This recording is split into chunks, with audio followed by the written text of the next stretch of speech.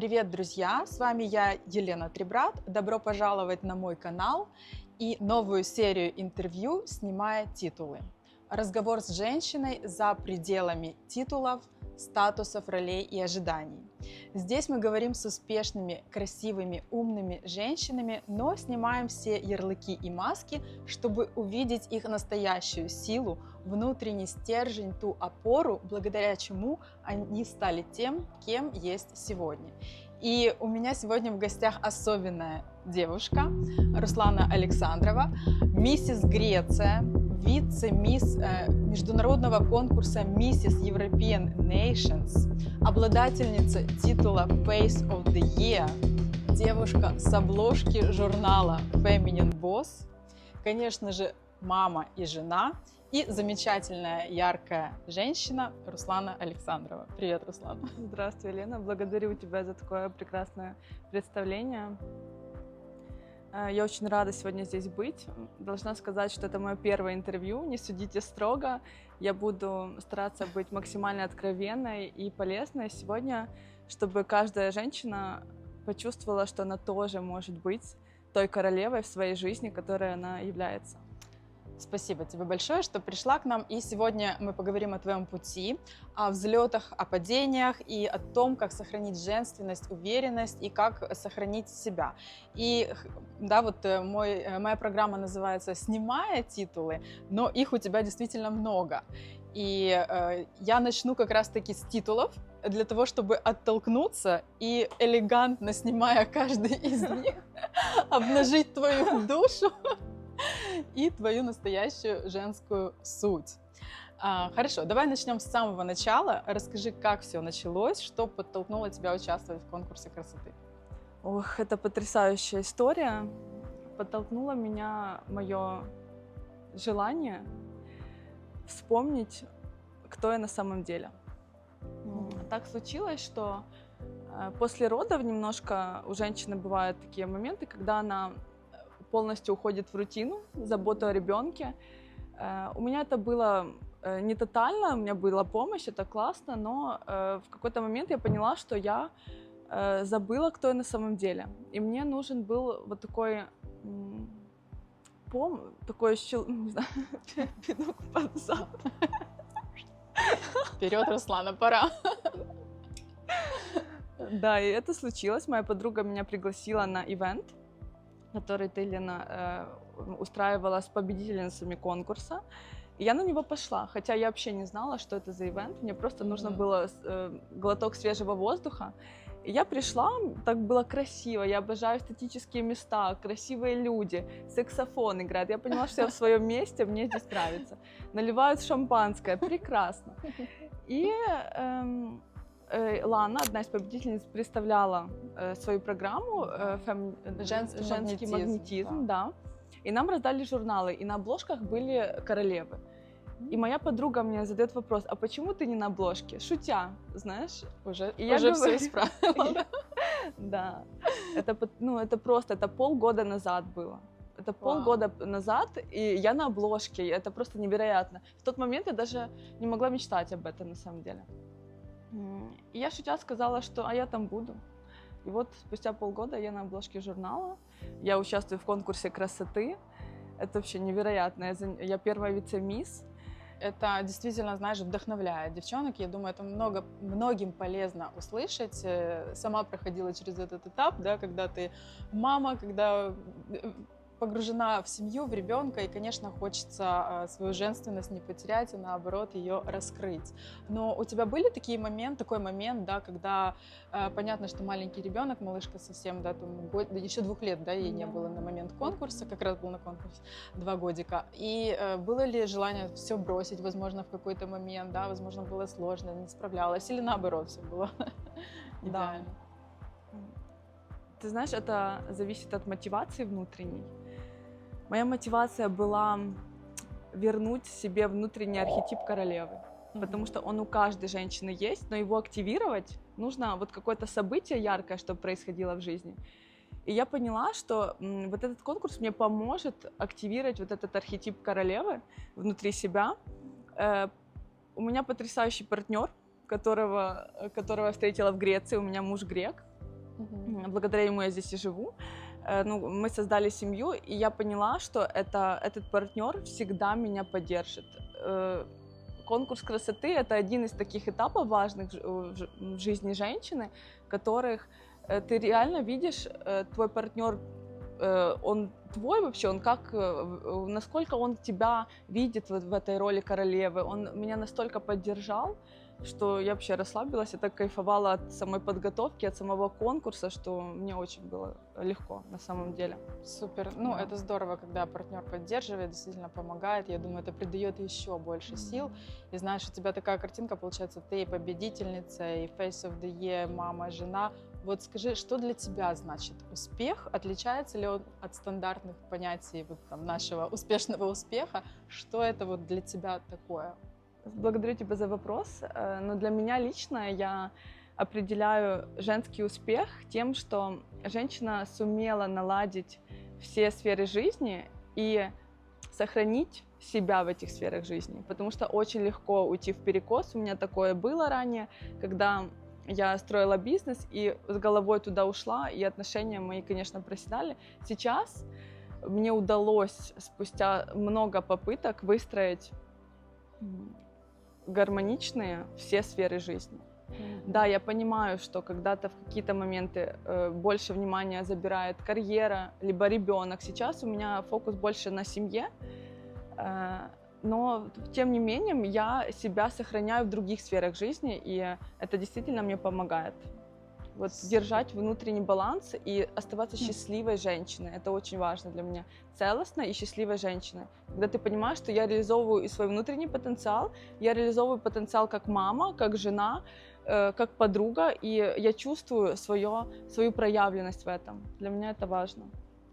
Хорошо, а ты победительница, мама, модель, у тебя много интересов. Я знаю, что ты запускаешь сейчас очень интересные проекты, такие как гедонисты в Греции. Я знаю, что ты любишь женские ретриты, то есть ты всесторонне развитая личность. Я знаю, что у тебя художественное образование, то есть можно говорить и говорить о твоих достижениях и титулах очень много. Как тебе удается вот это все совмещать? Ты говоришь, что ты этого баланса добилась. Я думаю, многим девчонкам интересно узнать, как это. Это какой-то тайм-менеджмент или это какой-то, знаешь, твой внутренний баланс распределения этого времени, внимания, потому что я понимаю, что каждая сфера требует твоего внимания.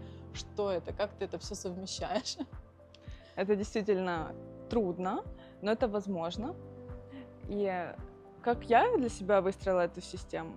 Я живу периодами. Я понимаю, что сейчас у меня отклик и период на то, чтобы развивать свои навыки коммуникации, к примеру. У меня выделилась энергия под это, и я хочу это реализовывать, я чувствую этот внутри огонь, поэтому я иду в эту сферу. Я считаю, что для каждой сфер жизни есть определенный период в жизни женщины. Сейчас у меня период реализации, я чувствую этот внутренний огонь, когда я хочу реализовываться, я хочу идти в социум, я хочу общаться, создавать, творить.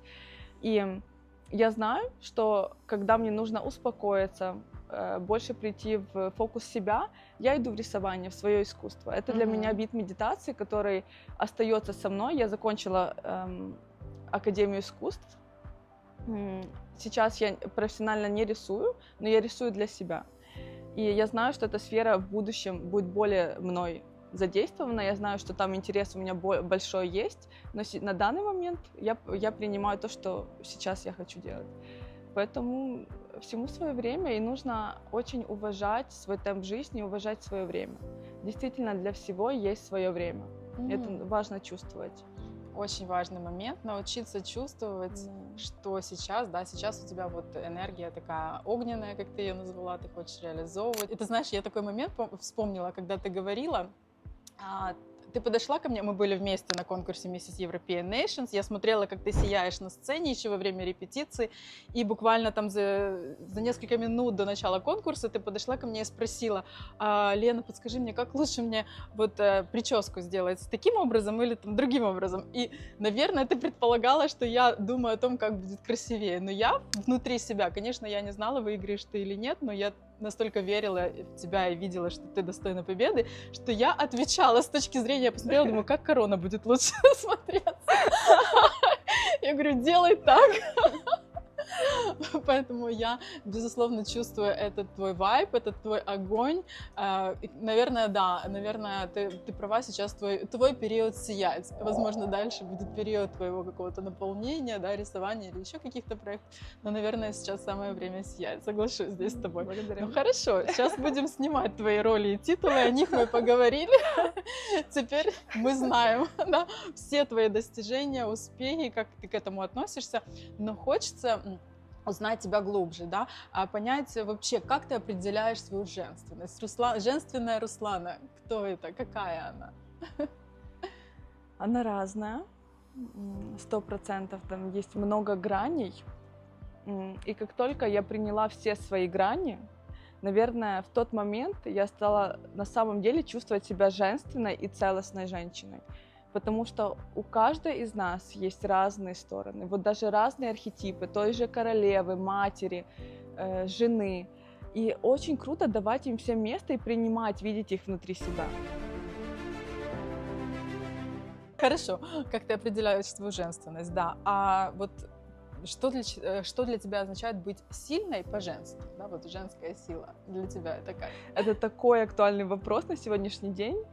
Я еще играючи смотрю, рассматриваю свою силу, вот именно свою женскую силу, и я вывела для себя такой очень важный аспект, что женская сила действительно в спокойствии, действительно в этом принятии и расслаблении. Как только я расслабляюсь, ко мне все само приходит. Это просто, я не знаю, как это работает, у меня прям мурашки. Как только я начинаю вот съеживаться, говорить, все, я пошла делать, я достигатор, мне нужно то, тайм-менеджмент. У меня как будто бы мир мне показывает, нет, Руслана, подожди, не туда ты пошла. И как только я расслабляюсь и доверяю себе, в первую очередь, внутренней своей женщине, я чувствую свой темп, я чувствую свой зов, я понимаю, окей, мне сюда сейчас, мне сюда не надо. Это мой человек, это не мой. И когда я начинаю настраивать эту внутреннюю волну на себя, поразительным образом все очень красиво складывается. Потому что женщина, она про расслабление, действительно, это так. И про отпускание контроля. Это мужской аспект, который нужно отдавать мужчине своему. Супер, ты говоришь, и я вот прям чувствую, я расслабляюсь. Да. Супер. Ну, наверное, в любой, да, в жизни любого человека бывают разные моменты, и вот когда идет, не все идеально, да, когда что-то не так гладко, может быть, какие-то конфликтные ситуации, какие качества вот тебя делают непоколебимой, стойкой, знаешь, уверенной и сохраняют твой этот стержень внутренний? Благодарю за этот вопрос, это очень важный вопрос. Я хотела бы обратиться к женщинам и вот передать вам это послание. Вера. Мне помогает вера, внутренняя вера, что это все для меня. Любое обстоятельство, насколько бы оно плохое, я тоже не хочу делить на плохое, хорошее, но вот любые обстоятельства, которые происходят в нашей жизни, они для нас созданы. И я это принимаю как аксиому, что это 100% так. И вот эта вера внутри себя, она мне очень помогает двигаться по жизни. Действительно, вот в расслабленном состоянии большую часть времени. Я стараюсь, конечно же, я человек. Бывают моменты, когда я вот съеживаюсь и хочу что-то кому-то доказать, но потом я в этот момент себя ловлю на этом состоянии и расслабляюсь, и тогда все становится на свои места. И вот эта вера меня ведет. На самом деле она меня ведет даже с очень маленького возраста. Я вот в какой-то момент приняла для себя решение, что я буду верить в себя и вот в эту свою часть внутри, отклик, знаешь, вот зов сердца. Кто верит в религию, в другие аспекты, вот в эту свою божественную часть внутри себя, и она мне очень помогает, да, в любые ситуации. Вау. Это очень глубоко и очень откликается мне. И также хочу сказать, что в конце нашего интервью мы узнаем код женщины. Я хочу сделать такую формулу, уникальную формулу Русланы, что тебя отличает от других, что делает тебя вот такой неповторимой, такой уникальной, какой ты являешься. Так что скоро вы узнаете формулу Русланы. Хорошо, мы поговорили о твоих титулах, мы также узнали, да, о твоей женственности, как ты вообще идешь, как ты чувствуешь этот мир и как он отзывается, да, на твою расслабленность, на твою женственность, на твою женскую силу. Но, конечно, очень хочется и узнать такие как бы закулисные моменты твоей жизни. Есть ли какая-то веселая, забавная история в твоей жизни, которую еще, может быть, никто не знает, но сегодня на нашей программе ты поделишься с нами какой-то веселой, забавной историей твоей жизни, которая показывает еще Руслану с новой для нас стороны.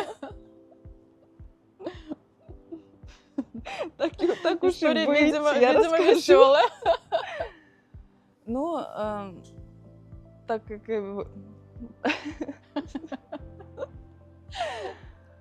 Слушайте, ну я вообще забавный человек на самом деле. Во мне есть две части. Я вот по одному из этих... One second, please. Я вообще люблю юмор, и я двигаюсь по жизни с юмором. Но один таких забавных факторов, я очень уважаю этикет, но я супер не этикетный человек. Я кушаю как свинья. Простите, извините, но реально это так.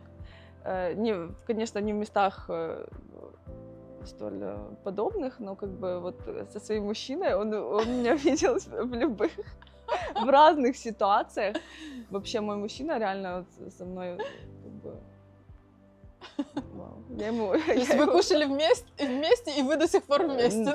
Мы кушаем каждый день, я кушаю в его машине, в новой, где, знаете, обычно мужчины не позволяют кушать, там, пить что-то, потому что там супер какие-то салоны, а я кушаю как свинья, и у меня вот мой truffle chicken, который я обожаю каждое утро, он повсюду просто, и когда я выхожу с машины, он постоянно после меня так вытирает, и ни словом никогда не скажет. У меня матча постоянно на мне, я постоянно вся вот такая вот, но мне так вкусно, я так люблю вкусно поесть, знаешь, чтобы это было видно всем, что мне прям вкусно. И у меня бывают такие аспекты, я прям открываю окно в машине и вот сижу там, если машина стоит где-то на парковке, я кушаю, чтобы прям люди видели, как мне вкусно.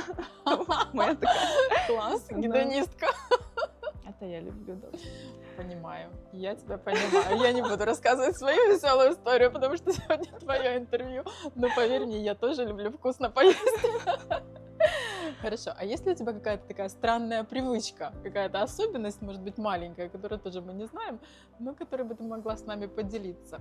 Я знаю твою странную привычку. Какую? Я тебе могу подсказать. Давай. Ты выходишь с чашкой из дома. А это странно? Да, Для конечно, меня странно. это так норма. Я постоянно выхожу с чашкой горячей воды с лимоном из дому. Постоянно, куда бы я ни шла, навстречу, забирать ребенка, у меня постоянно чашка в руках, да. И все соседи это знают, как бы, они уже привыкли. Я могу выйти в пижамных штанишках и забыть об этом, что я в пижамных штанишках. Да. Здорово. Просто я ощущаю вообще весь мир как мой дом. Я не понимаю, почему я должна, понятно, у меня такое ощущение бывает, знаешь, я забываюсь и такая... Супер, так это все объясняет. Теперь понятно, то есть ты выходишь с чашкой, как бы вот как мы ходим по дому, да, там, Да. с чашкой чая, например, и ты себе дальше идешь, потому что ты дома. Конечно. Просто твой дом — это мир. Да. Супер, это очень многое объясняет. Понимаете, королевы весь мир — это ее дом, все в Да. порядке. В пижаме, пожалуйста, за ребенком с чашкой чая, идеально. И, может быть, ты получала какой-то необычный комплимент, может быть, в этот момент, когда ты выходила, может быть, в другой момент какой-то необычный комплимент получала когда-то?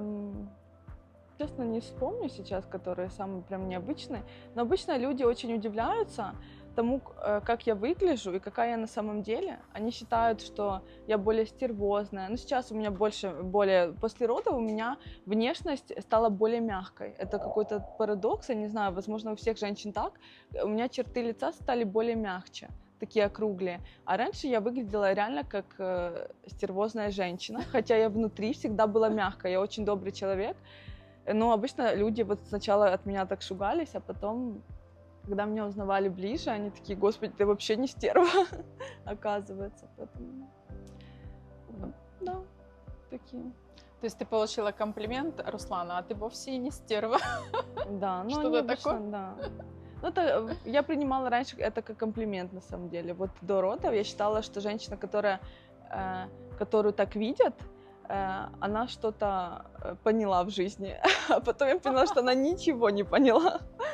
То есть ты считаешь, что стерва — это Не Нет, то, это не то. это также одна из ролей, которую мы одеваем на себя, чтобы поиграться в какую-то игру.